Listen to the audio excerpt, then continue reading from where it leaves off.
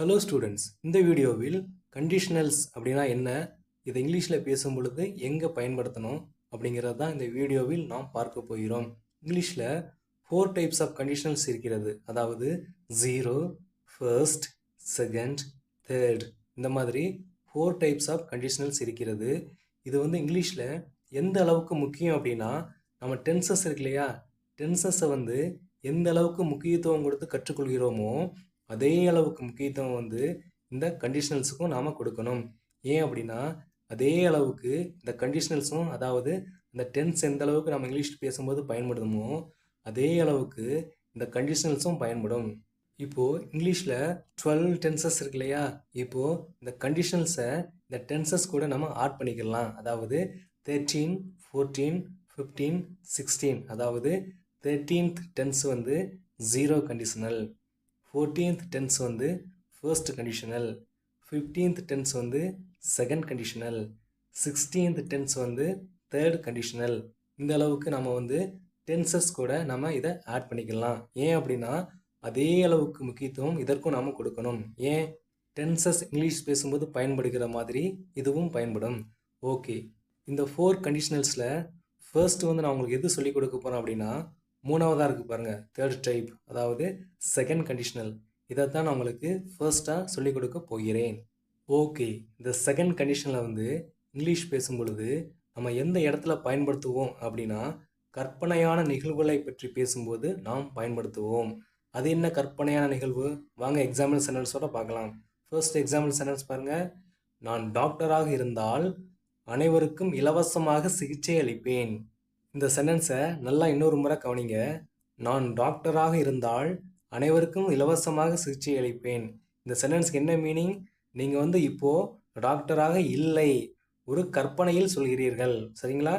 அப்போது செகண்ட் கண்டிஷனில் நம்ம எங்கே பயன்படுத்துவோம்? ஒரு கற்பனையான நிகழ்வை சொல்லும்போது இங்கிலீஷ் பேசும்போது நாம் பயன்படுத்துவோம். இப்போது நீங்கள் டாக்டர் இல்லை, ஆனால் நான் டாக்டராக இருந்தால் அனைவருக்கும் இலவசமாக சிகிச்சை அளிப்பேன் அப்படின்னு கற்பனையில் சொல்கிறீர்கள். ஓகே, ஃபர்ஸ்ட்டு சென்டென்ஸ் மேக் பண்ணலாம் வாங்க. ஃபர்ஸ்ட் நான் இருந்தால், நல்லா கவனிக்கணும். நான் டாக்டராக இருந்தால் இது கண்டிஷன், அனைவருக்கும் இலவசமாக சிகிச்சை அளிப்பேன் இது ரிசல்ட். அப்போது செகண்ட் கண்டிஷனில் பொறுத்தளவில் இந்த கண்டிஷன் இருக்கு இல்லையா, அது எப்போவுமே பாஸ்ட் வேர்பில் தான் இருக்கணும். அப்போது இரு அப்படிங்கிற மீனிங் தரக்கூடிய வேர்ப் என்ன இங்கிலீஷில்? ஆர். அப்போது ஆர் அப்படிங்கிற வேர்புக்கு பாஸ்ட் ஃபார்ம் என்ன? வேர். அப்போது நான் இருந்தால் அப்படிங்கிறத எப்படி சொல்லணும்? இஃப் ஐ வேர், நான் இருந்தால் என்னவாக? டாக்டராக. அப்போ டாக்டர். நல்லா கவனிக்கணும். டென்சஸில் இந்த ஐ அப்படிங்கிற சப்ஜெக்ட்டுக்கு அப்புறம் நம்ம வாஸ் அப்படிங்கிற வேர்பு தான் பயன்படுத்துவோம். ஆனால் இங்கே செகண்ட் கண்டிஷனில் கற்பனையான நிகழ்வை சொல்லும் பொழுது அந்த ஐ அப்படிங்கிற சப்ஜெக்ட்டுக்கு அப்புறம் வேர் அப்படிங்கிற வேர்ப் தான் பயன்படுத்தணும். ஓகே, அப்போது if I were your doctor, நான் டாக்டராக இருந்தால் என்ன செய்வேன்? அனைவருக்கும் சிகிச்சை அளிப்பேன். அது ரிசல்ட்.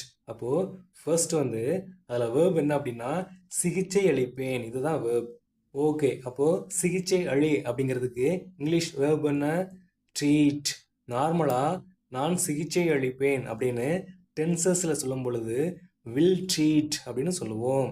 ஆனால் இங்கே செகண்ட் கண்டிஷனில் கற்பனையான நிகழ்வை சொல்லும் பொழுது என்ன வேர்டு பயன்படுத்தணும் அப்படின்னா, இந்த வில் அப்படிங்கிற வேர்போட பாஸ்ட் ஃபார்ம் பயன்படுத்தணும். அப்போது வுட் ட்ரீட் அப்படின்னு சொல்லணும். அப்போது ஐ வுட் ட்ரீட், நான் சிகிச்சை அளிப்பேன். யாருக்கெல்லாம்? அனைவருக்கும். அதே மாதிரி இலவசமாக. அப்போது எவ்ரி ஒன் ஃபார் ஃப்ரீ, சரிங்களா? அப்போது if I were your doctor I would treat everyone for free. நான் டாக்டராக இருந்தால் அனைவருக்கும் இலவசமாக சிகிச்சை அளிப்பேன். ஓகே, நெக்ஸ்ட் எக்ஸாம்பிள் சென்டென்ஸ் பாருங்கள்.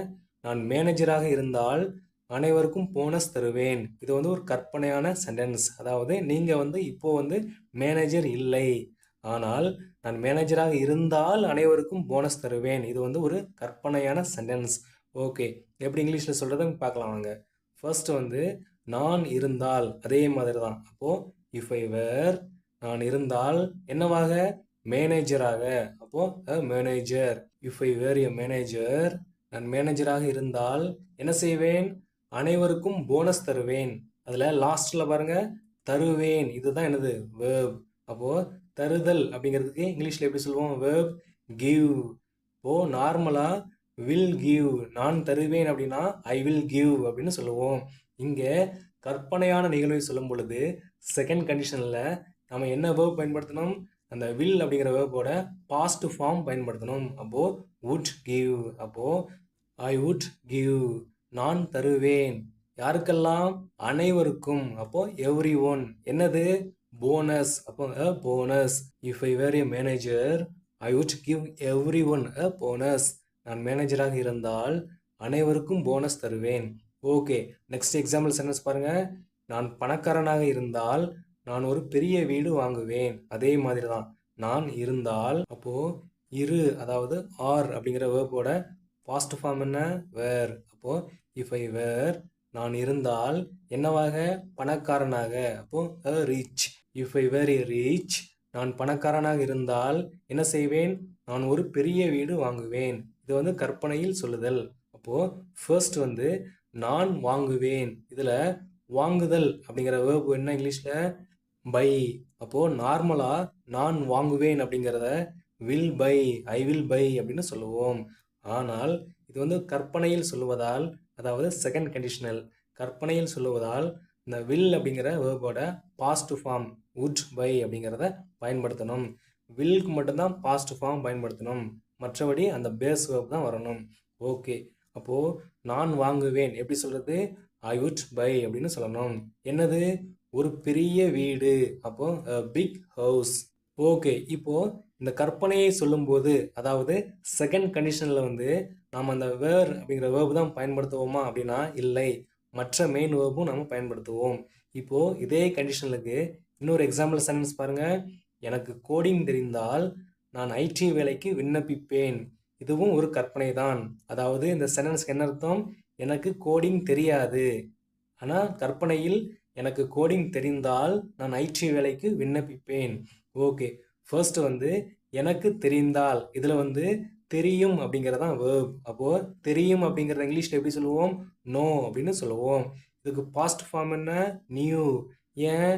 செகண்ட் கண்டிஷனில் நம்ம கற்பனையாக சொல்லும் பொழுது அந்த கண்டிஷனுக்கு நம்ம பாஸ்ட் வேர்ப் தான் பயன்படுத்தணும். ஓகே, இப்போது எப்படி சொல்கிறது? இஃப் ஐ நியூ, எனக்கு தெரிந்தால். இஃப் ஐ நியூ, எனக்கு தெரிந்தால். என்ன தெரிந்தால்? கோடிங். அப்போ coding. If I knew coding, எனக்கு கோடிங் தெரிந்தால் நான் என்ன செய்வேன்? நான் ஐடி வேலைக்கு விண்ணப்பிப்பேன். ஃபர்ஸ்ட் வந்து நான் விண்ணப்பிப்பேன், இதில் வந்து விண்ணப்பித்தல், இதுதான் வேர்ப். அது எப்படி சொல்லுவோம் இங்கிலீஷில்? அப்ளை அப்படின்னு சொல்லுவோம்.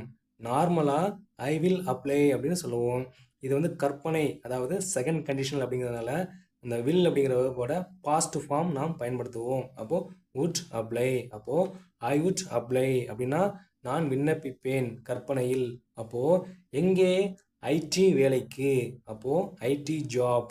ஓகே, நெக்ஸ்ட் எக்ஸாம்பிள் சென்டென்ஸ் பாருங்கள். இதே கண்டிஷனுக்கு நான் ரஜினிகாந்தை சந்தித்தால் நான் ஃபோட்டோ எடுப்பேன். இது வந்து கற்பனையில் சொல்லுதல், சரிங்களா? நான் ரஜினிகாந்தை சந்தித்தால் நான் ஒரு ஃபோட்டோ எடுப்பேன் என்று கற்பனையில் சொல்லுதல். இது எப்படி சொல்கிறது? நான் சந்தித்தால். அப்போது சந்தி அப்படிங்கிறதுக்கு இங்கிலீஷ் வேர்ப் என்ன? மீட். அப்போது பாஸ்ட் ஃபார்ம் என்னதற்கு? மெட்.